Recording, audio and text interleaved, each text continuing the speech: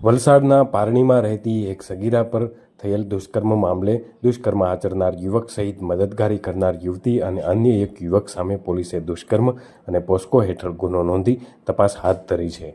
ભોગ બનનાર સગીરાની એક યુવતી સાથે મુલાકાત થયા બાદ યુવતી સગીરાને ઉદવાડા લઈ ગઈ હતી, જ્યાં યુવતીના મિત્ર અને તેના અન્ય યુવકે પ્લાન મુજબ આવી ગયા હતા.